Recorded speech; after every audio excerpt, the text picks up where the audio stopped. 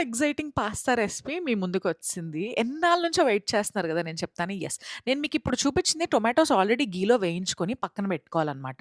తర్వాత గార్లిక్ చిన్న పీసెస్‌గా స్లైస్‌గా కట్ చేసుకొని పక్కన పెట్టుకోవాలి. ఇప్పుడు బటరేసుకొని, అందులో గార్లిక్ ఏసుకొని, అవి కొంచెం రోస్ట్ బ్రౌన్ అయ్యేదాకా కొంచెం అలా వేయించుకొని పక్కన పెట్టుకోవాలన్నమాట.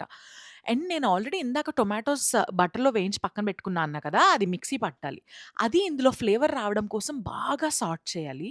అది ఆల్‌మోస్ట్ ఒక పైకి కొంచెం తెరలేదాకా సార్ట్ చేసి, తర్వాత మీకు కారానికి తగినంత చిల్లీ ఫ్లేక్స్ ఏసుకుంటే ఏసుకోవచ్చు. కొంచెం కారమన్నా ఏసుకోవచ్చు. తర్వాత ఏం చేయాలి అంటే, మనకి కన్సిస్టెన్సీ కోసం అందులో కొంచెం వాటర్ యాడ్ చేసుకొని, మనం బాగా ఇంక ఇలాగే సార్ట్ చేసుకుంటూ ఉండాలి. ఆ తర్వాత మీకు కావాలంటే కొంచెం టర్మరిక్ అండ్ సాల్ట్, కుదిరితే పెప్పర్ పౌడర్ అండ్ ఆల్సో కొంచెం కారం ఏసుకోవచ్చు. అసలు ఇందులో మెయిన్ ఇంగ్రీడియెంటే ఒరిగానో. ఒరిగానో లేకుండా అస్సలు ఫ్లేవరే రాదు. అండ్ ఉడకబెట్టుకున్న పాస్తాని మీరిందులో ఏసేసుకోవాలి. చాలామంది పాస్తా కడుగుతారా అంటే కడగండి. ఎందుకంటే దాంట్లో చాలా దుమ్ముంటుంది.